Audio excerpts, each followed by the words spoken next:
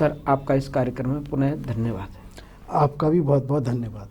Sir, पिछले कार्यक्रम में हमारी चर्चा चल रही थी माता सीता के स्वयंवर से जुड़े हुए रहस्यों पर। मैं चाहता हूं जो हमारी चर्चा अधूरी रह गई थी, जो रहस्य अधूरे रह गए थे, उन्हीं पर आप आगे की तरफ प्रकाश डालें। जी, हमने ये देखा था लक्ष्मण जी को जो आक्रोश आता है तो किस तरह से आता है वो अपनी, क्योंकि लक्ष्मण जी केवल यहीं पर नहीं, वो हर जगह बड़े सजग रहते हैं, क्योंकि यहाँ आवश्यकता आक्रोश की, तो उन्होंने अपना आक्रोश जाहिर किया है। पूर्व में भी ये देखा गया है कि जब वो महर्षि विश्वामित्र और भगवान राम की सेवा में रहते हैं तो बड़े तत्पर रहते हैं।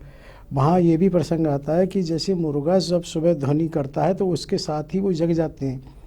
मुझे विशेष रूप से इसलिए बात कही गई कि जो मुर्गा वाली बात होती है वो आज भी होती है। मुर्गा कहते हैं बाघ दे रहा है, लेकिन ये चीज़ आवश्यकता बहुत अधिक समझने की, स्वतः जो कुछ हो रहा है वो कैसे हो रहा है, क्योंकि वहाँ मुर्गा को कोई व्यक्ति ऐसा नहीं कह रहा तुम्हें ऐसे करना है। उस स्वतः वाली प्रणाली को हमें समझना है, जो स्वतः सब कुछ हो रहा है।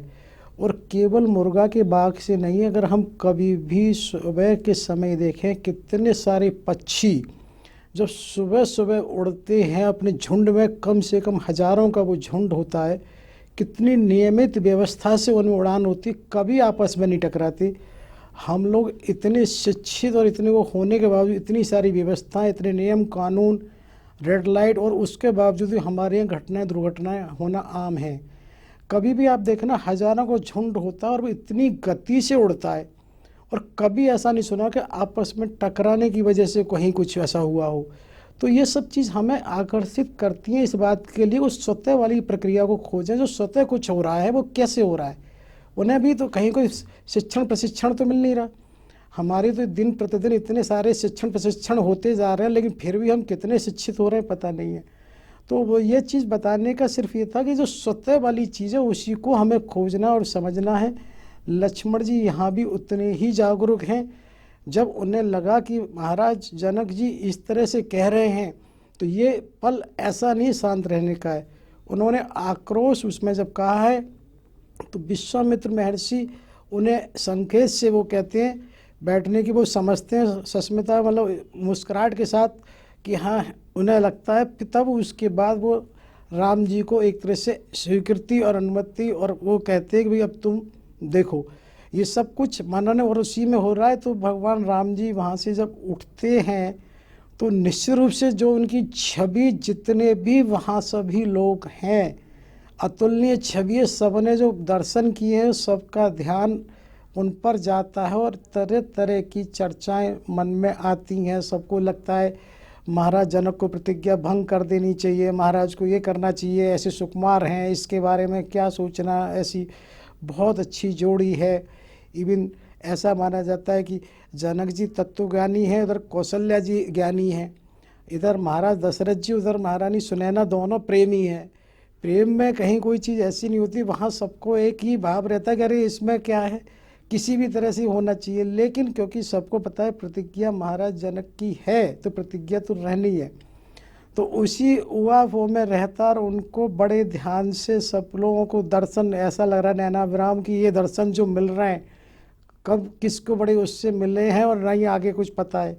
तो उसको ध्यान से देखते हैं और वो उस तरीके से धनुष की तरफ जाते हैं और वो धनुष को उठाते हैं, स्पर्श करते हैं, क्योंकि धनुष कहीं ना कहीं कुछ इस तरह से हो सकता है कि कोई आजकल जैसे एक बॉक्स टाइप के होते हैं ना कि वो एक दूसरे में फंसे रहते हैं, कि वैसे सबको दिख ही नहीं रहा कि कैसे कहाँ से उठाना है, कुछ फ्रेमवर्क है, कुछ इस टाइप का है।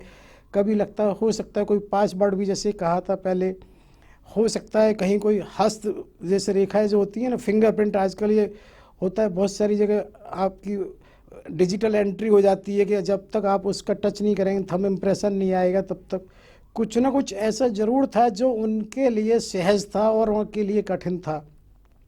उसे उठा के वो कब उठाता हुआ देखा, लेकिन उसके बाद सबने ध्वनि सुनी है, कब प्रत्यंचा चढ़ाई है, कब क्या हुआ है, इतनी तेज़ ध्वनि हुई है। ध्वनि होना ये स्वाभाविक इसलिए है कि ध्वनि को हम ये मानती है कि वैक्यूम में से अगर कोई बल्ब ट्यूबलाइट टूटता है तो भी ध्वनि होती है, और सड़क पर चलते हुए टायर का भस्ट होता है तो भी ध्वनि होती है।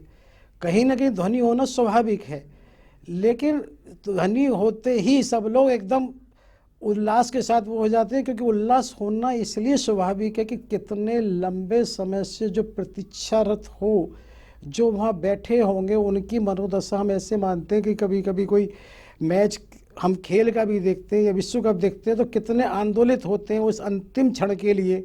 और यहाँ तो वो सब मिल गया जो अप्रत्याशित था, जहाँ की कल्पना सी ऐसी लग रही होगा नहीं होगा, फिर भी जब होता है तो सभी है, देवता लोग भी उसमें फूल बरसाते हैं। कई बार ये ऐसा लगता है कि तो देवताओं की जो फूल की बात आती है, हो सकता है कभी ऐसा कुछ हो। आजकल जैसे कई बार वो पानी पे शो वगैरह किए जाते हैं इलेक्ट्रिकल से, लाइट से, कि वो दिखता सब कुछ है चित्र वगैरह, लेकिन होता नहीं होता वो पता नहीं होता। तो उसी तरह से देवताओं के समय समय पे आते हैं, वो अपने फूल बरसाते हैं और सबको खुशी का होना स्वाभाविक है। उसी समय सतानंद जी बड़े सजग होकर दौड़ के एकदम आते हैं। वो भगवान राम को वहीं रुकने की कहते हैं, क्योंकि हुआ क्या है, सब कुछ ऐसे हुआ ना, एकदम लोग वहीं के वहीं हो गए। तो तुरंत वो उन्हें रोकने की, भगवान राम ये भी सोच रहे मुझे क्यों रोका गया है अब, क्योंकि उन्हें भी नहीं पता अगला क्या है। लेकिन उधर सतानंद जी महारानी सुनैना जी के पास जाते हैं और उनसे वो कहते हैं कि माल्यार्पण की जयमाला की तैयारी करो, क्योंकि उन्होंने रुकने का आदेश सबको भी इसलिए दिया, एकदम कोलाहल में लोगों के मन में इतना जोश और वो ना हो, एकदम उधर की तरफ सब जनता दौड़े। जैसे कई बार होता है ना खेल में, अगर जब अंतिम उसमें होता है तो एकदम सारी जनता जनार्दन उसमें दौड़ना शुरू कर देती है मैदान में। तो उसी को नियंत्रित करने के लिए उन्होंने सबको इशारा किया है। और जब वहाँ होती हैं तो उस प्रक्रिया में फिर माता जानकी जब आ रही होती हैं तो उनका तो वर्णन कौन करेगा, किस तरह से वो पहले भी बताया कि भी इस तरह से उनका वर्णन आता है कि उसे क्या कोई सरस्वती क्या कोई कैसे करेंगी, वो वहाँ पहुँचती हैं। उनको जयमाला की बात आती है तो भले ही वो इतनी ऐसे वदन की हैं, लेकिन उनके जब हाथ उठते हैं तो वो वहाँ तक नहीं पहुँचते हैं भगवान जी के गले तक।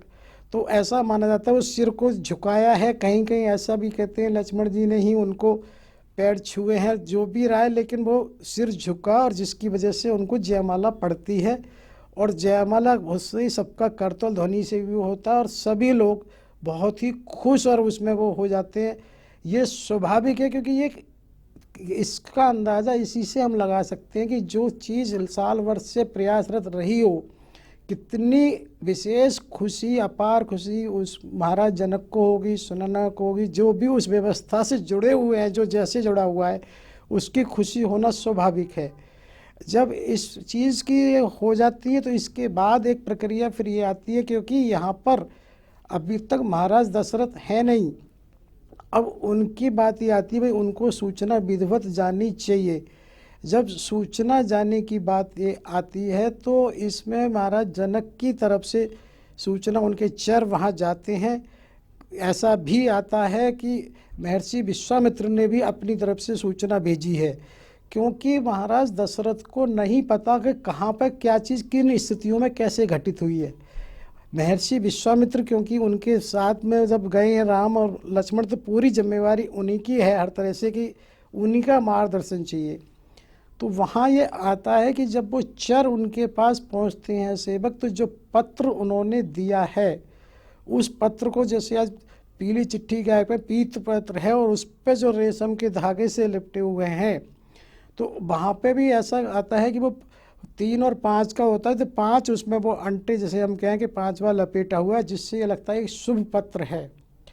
और जब महाराज वहाँ पहुँचते तो महाराज खुद ही उसको उससे लेते हैं चर से।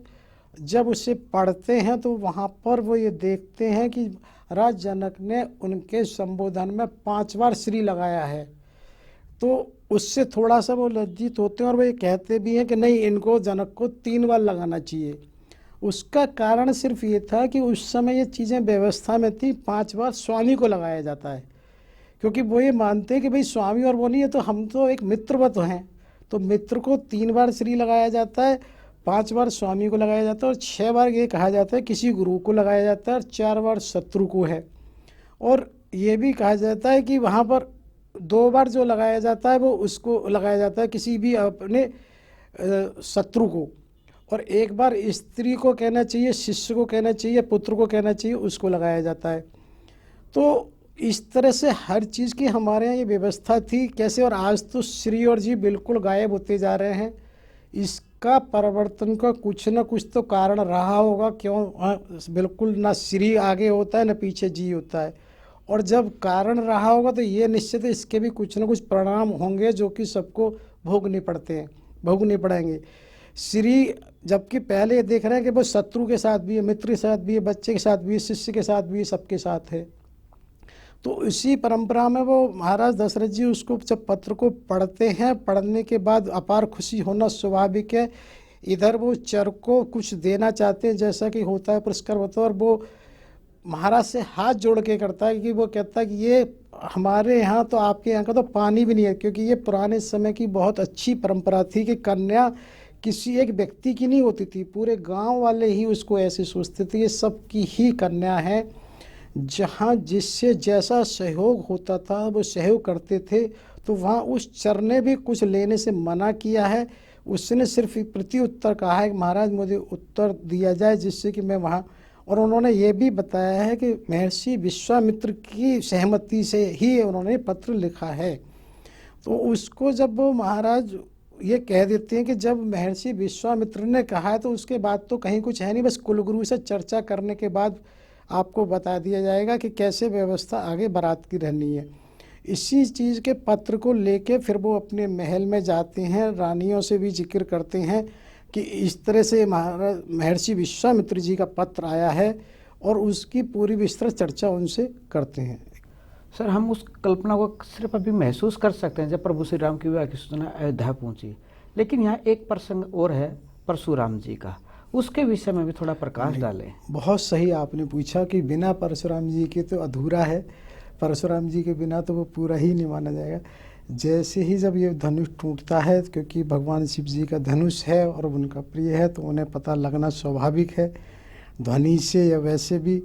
वहाँ परशुराम जी आते हैं, और जैसे ही परशुराम जी आते हैं सारे राजा अपना आप सजग हो जाते हैं। परशुराम जी के बारे में कौन नहीं जानता, उन्होंने कितनी बार क्षत्रियों से पृथ्वी को क्षत्रिय रहित किया है।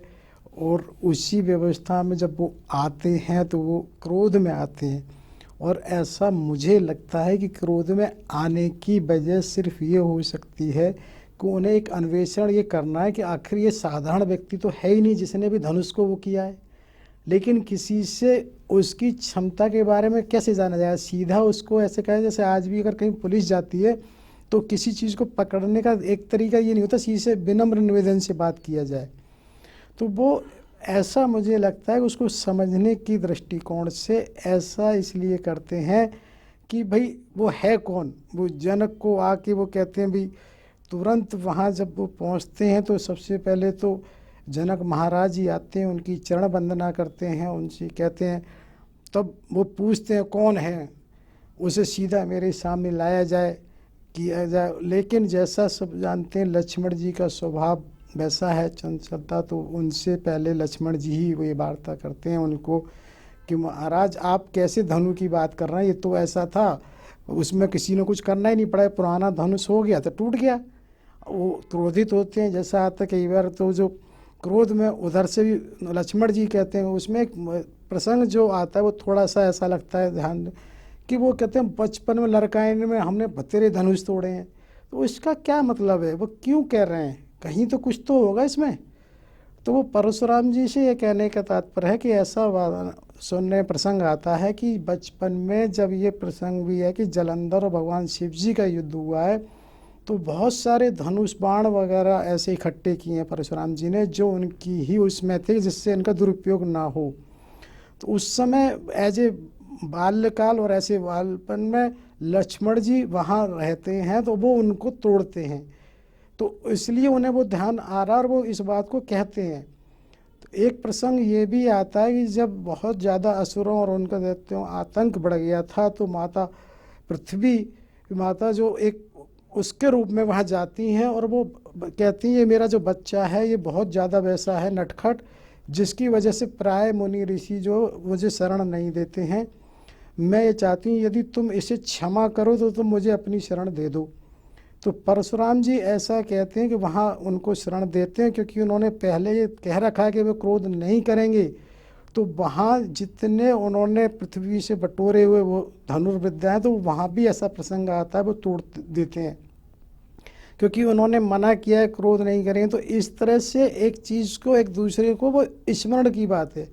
और कहीं ऐसा भी लगता है कि हो सकता है परशुराम जी भी समझ रहे हों, तो इसीलिए वो जैसे कहा ना कि पहले से गुस्सा कहीं आ रहा था, उस समय तो उन्होंने गुस्सा नहीं किया, भाई ये बाल्यकाल में मैंने वचन दिया है, तो वो उन्हें लगा ये तो नटखट आज से थोड़ी है, ये तो उसी समय से है, पहले भी ऐसे ही था।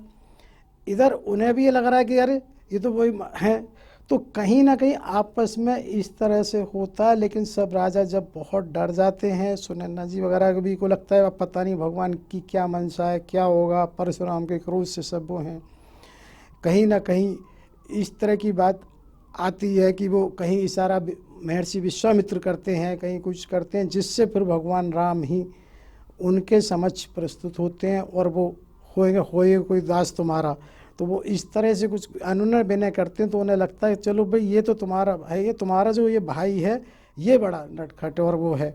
कई बार इस तरह की वार्ता होती है। कुल मिला के लेकिन भगवान राम चूँकि साक्षात वो हैं, तो जो परशुराम हैं उन्हें लगा ये कैसे बना, तो वो अपने धनुष को देने की सोचते हैं कि इसे प्रत्यंचा चढ़ा के दिखाओ। लेकिन ऐसा कहा जाता है कि वो धनुष तो खुद ही चला जाता है उनके पास। तो जब से ही धनुष चला जाता है तो वो समझ जाते हैं यही सर्वोपरि हैं, यही हमारे पूजनीय हैं, हमारे हैं, और उन्हीं को भगवान तुरंत समझ जाते हैं परशुराम जी।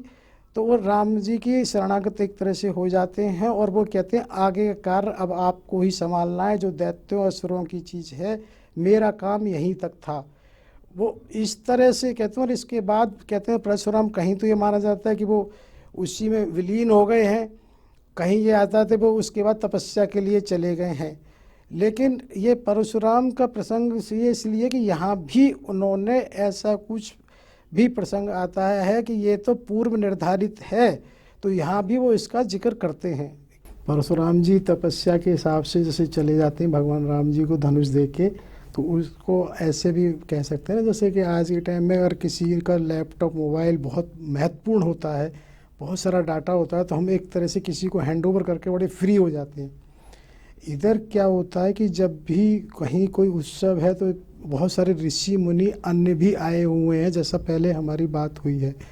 तो होता क्या है, ये पहले भी क्या गया है, जो जिस स्वभाव का होता है वो उसकी ही चर्चा और उसी की तरह का व्यक्ति ढूंढ लेता है। तो यहाँ ये माना जाता है कि अगस्त ऋषि भी आए हुए हैं, उन्होंने विश्वामित्र महर्षि से, और इवन ये भी आता राम लक्ष्मण भी उसमें थे, उन्होंने वहाँ की जो दक्षिण भारत की स्थिति है उसके बारे में भी चर्चा की। क्योंकि चर्चा ये स्वाभाविक इसलिए भी हो जाती है कि जब उन्हें पता पड़ा कि सिद्धाश्रम क्षेत्र में इस तरह से भगवान राम ने कि ताड़का का वध कर दिया है और मारीच को 100 योजन दूर फेंक दिया है, तो वहाँ उस तरह की जब बात होती है तो ये जिक्र करते हैं कि दक्षिण भारत की स्थिति इस तरह से होती जा रही है कि वहाँ असुर प्रवृत्ति बढ़ती जा रही है और वहाँ की जो जनता है वो ये प्रयास कर रही है कोई आए और हमारा मार्गदर्शन करे, हमें किसी तरह से वो करे। लेकिन ऐसा नहीं लग रहा है, तो वो इसलिए भी कहते हैं कि राम से तुमसे कहीं उम्मीद की जाती है। जब वहाँ की जानकारी उनको होती है भगवान राम को, तो उन्हें भी दुख होता है। वो विश्वामित्र जी से भी कहते हैं महर्षि आप बताइए क्या हो सकता है। वो ये कहते हैं कि समय के साथ ही चीज़ें होती हैं, उसी के बाद पता लगती है, अभी इंतजार करना पड़ेगा। इधर क्या होता है, जो हम बात कर रहे थे अवध की, कि अवध में जब होता है तो वहाँ खुशी होना स्वाभाविक है, सब लोग बारात की तैयारी करते हैं, क्योंकि भरत शत्रुघ्न पहले से वहाँ हैं, वो युवा दल के हैं, तो उन्हें जो उनके भगवान राम के कहीं मित्र हैं या कुछ भी हैं उन सबको भी निमंत्रण और सबको सूचना देके, जो अपने इनके रिश्तेदार उधर के भी होते हैं, चाहे केकई प्रदेश के हैं, कौशल प्रदेश के हैं या मगध प्रदेश के हैं, सब तरफ से उनको बुलाया जाता है, वो आते हैं और बारात की तैयारी होती है। बारात विशाल होना भी स्वाभाविक है, बारात का ये भी स्वाभाविक है कि सारी व्यवस्थाएं उसमें वो होंगी। बस यहाँ एक ही चीज़ मुख्य, ये ऐसी बारात है जिसमें दूल्हा नहीं है। बारात तो है पर दूल्हा नहीं है, लेकिन उसी तैयारी से, और यहाँ तक भी आता कि बहुत सारे रथ भी हैं, घोड़े भी, अश्व भी हैं, और उन पर भरत शत्रुघ्न जो युवा है वो उस पे भी है ये तो। और ऐसा भी आता है कि जो अश्व है वो इतनी तीव्र गति के हैं, क्योंकि अश्व को तो माना ही जाता है, उसकी शक्ति आज भी किसी मशीन की शक्ति को हॉर्स पावर से ही माना जाता है, अश्व की शक्ति ही बहुत बड़ी शक्ति मानी जाती है। तो ऐसा भी आता है कि वो पानी पे भी इसलिए दौड़ लेते हैं कि जब तक टापू नीचे उसका पैर उठ जाता है, तो उनको ये भी ऐसे प्रशिक्षित घोड़े हैं जो पानी पर भी दौड़ पाते हैं। तो उसमें वो बारात की शोभा तो बहुत ही वर्णनीय है, और उसकी बीच बीच में सारी व्यवस्थाएं इस तरह से की गई हैं कि रास्ते में किस किस तरह की कहाँ कहाँ आवश्यकता होगी। यहाँ ये भी एक मिनट बताना आवश्यक है कि जैसे ही जब वहाँ सूचना पहुँचती है, क्योंकि हम महारानी कैकेयी से जुड़ी हुई चीज़ों की चर्चा कर रहे हैं, क्योंकि ये जो विवाह हुआ है एक तरह से अचानक हुआ है, इसका पहले से ऐसा नहीं महाराज दशरथ और कैकेयी को भी कोई पता हो। तो ऐसा है कि महाराज दशरथ कैकेयी के लिए एक अलग से कनक भवन विश्वकर्मा जी से बनवा रहे हैं, और वो लगभग पूर्णता की ओर है, लेकिन अभी उसमें पूर्ण नहीं हुआ है। जब माता कैकेयी को इसका पता लगता है तो वो तुरंत महाराज दशरथ जी से कहती हैं कि क्या मैं इसे अपने पुत्रवधू की मुँह दिखाई में दे दूँ। तो वो कहते हैं इसमें ये तुम्हारा मामला है, इसमें मैं क्या कर सकता हूँ, जो तुम्हें लगे वो करो। नहीं बोली मैं तो इसलिए कह रही हूँ इस बात को, और उसके हिसाब से कुछ और बेहतर कराना पड़ेगा फिर मैं वो भी करा लूँगी। तो ये बताने का आश्रय सिर्फ ये है कि उनकी मन में कितनी अपार खुशी है, इसका अंदाज़ा तो वही लगा सकता है जिसको है, हम चाहे आगे किसी भी उससे जोड़ देते हैं। और उन्होंने यहाँ साथ साथ ये भी कहा महाराज से कि 3 महल और बनवाने का आप आदेश शिल्पियों को दे के जाएँ। मुझे अंदाज़ा है कि अब जैसे ही या तो वहीं पर कोई आपको इस तरह की संभावना बन जाए, या कोई आने रास्ते में या कुछ भी, जैसे ही एक पुत्रवधू आती है तो अपना आप स्वतः रास्ता इसका बन जाएगा। तो एक तरह से उनकी दूरदर्शिता और दूरगामी वो है कि वो पहले से ही ये कह के जाते हैं 3 महल और अलग से बनने की, तो शिल्पी पीछे से बना रहे होते हैं। अब इसीलिए ये बताना आवश्यकता है कि बारात तो वहाँ जाती है और पहुँचती है, लेकिन पीछे से भी तैयारी हो रही होती है और बारात की रास्ते की भी तैयारी होती है। वो वहाँ जब जनक जी के पास पहुँचते हैं जनकपुर पे, तो निश्चित रूप से स्वागत तो होना अपरंपार, एक अतुलनीय स्वागत होता है, और सब लोग वहाँ होते हैं और होना ही है। जब स्वागत उनका हो रहा होता है तो वहाँ सभी लोग होते हैं, जो भी जनक के कहना चाहिए उनके सतानंद गुरु जी भी हैं, अन्य मुनि भी हैं, पारिवारिक हैं, सब हैं। उनको जब स्वागत के बाद यथास्थान ठहराया जाता है, यथास्थान उन्हें रोका जाता है। जब रोका जाता है तो उधर उनको महर्षि विश्वामित्र को भी पता लगता है, और उधर उनको भी पता लगता है राम भगवान और लक्ष्मण जी को। निश्चित सी बात है कि संभवतः इतने लंबे समय के लिए पहली बार वो घर से निकले होंगे, तो दोनों भाइयों को भी पिता से मिलने का विशेष रहता है कि पिता से कैसे मिला जाए। तो अनुमति लेके पिता से भी मिलते हैं और सबसे भी उनका मिलन होता है। और यहीं पर वो कौशल्या माता विशेष रूप से राम जी से ये कहती हैं, क्योंकि ये ऐसा करना अपनी माता कैकेयी से ज़रूर बात कर लेना, ये रास्ते भर इसी की चर्चा करती है, ये मेरा राम ऐसा है, मेरा राम ऐसा है, उसने ऐसे कर दिया, वो ये खा रहा है। बोले इससे बिल्कुल चैन नहीं मिलेगा, और तुमने ठीक से इससे विस्तृत बात की नहीं की तो ना ये सोएगी, ना सोने देगी, ना कुछ करेगी, इसको ज़रूर बात कर लेना। तो ये सब सिर्फ इसलिए जिक्र करने का है कि उनका उनके प्रति अतुलनीय प्रेम था। जो एक प्रेम की जब पराकाष्ठा होती है तो उसमें कुछ खोना पाना नहीं रहता। तो इसीलिए ये बताना कि वो उसमें उनका अगाध प्रेम है। तो अगाध प्रेम के ही ये उदाहरण हैं जिसकी वजह से ऐसा हो रहा है। और जब वो राम जी से मिलती हैं तो सब तरह की चर्चाएं उनसे होती हैं। वो विशेष रूप से पूछते हैं तुमने ये कैसे किया और वो कैसे किया, वो इस तरह से चर्चाएं हो रही होती हैं। जब वो महल में अपने में वहाँ होते हैं तो इसी समय महाराज जनक भी सतानंद जी वगैरह के साथ आते हैं, और वो उस समय एक तरह से कहना चाहिए लगन पत्रिका लेके आते हैं। जब लगन पत्रिका लेके आते हैं, उधर कुलगुरु वशिष्ठ जी होते ही साथ हैं, तो वो लगन पत्रिका को बाँचते हैं। और वहीं पर ऐसा कहा जाता है कि वो उसी समय इस बात को सतानंद जी रखते हैं कि महाराज जनक की एक पुत्री और उर्मिला हैं, और इनके भाई कुशध्वज की 2 पुत्री हैं, श्रुतकीर्ति और मांडवी। महाराज की अगर कृपा और अनुमति हो तो इस पे भी विचार करके उनकी स्वीकृति दें, जिससे तीनों भाइयों को और तीनों के विवाह का संयोग बन सके, जिसको महर्षि विश्वामित्र भी अपनी स्वीकृति देते हैं। मैं तो सोचता हूँ दोनों को आपस में इस तरह से बंध जाना चाहिए। तो उसके बाद कुलगुरु वशिष्ठ जी आपस में जन्मपत्री मिला के तब ये निर्धारित करते हैं किसको किससे होना है, क्योंकि ठीक है सीता का स्वयंवर हो गया अब, लेकिन बाकी तीनों का कैसे रहेगा। तो उसी समय भरत जी के लिए मांडवी होती है, शत्रुघ्न श्रुतकीर्ति होती है और उर्मिला लक्ष्मण जी के लिए हैं। तो ये इस तरह से आपस में होता है और इस तरह से विवाह का संपन्न होता है। लेकिन यहाँ पर विवाह संपन्न होने में एक चीज़ और थोड़ा सा ज़रूर आवश्यक है, जैसा कि पुरानी पृष्ठभूमि रही है कैकेयी माता की, तो कैकेयी माता को यहाँ भी विश्वामित्र जी वगैरह समय निकाल के उसकी चर्चा करना ज़रूरी समझते हैं, जो अगस्त ऋषि के द्वारा दी गई थी कि वहाँ पर दक्षिण भारत की क्या स्थिति है। तो वहाँ जब इस तरह की चर्चा होती है कैकेयी माता से, तो वो कहती हैं भाई इस समय तो ये कुछ भी नहीं सोचा जा सकता है।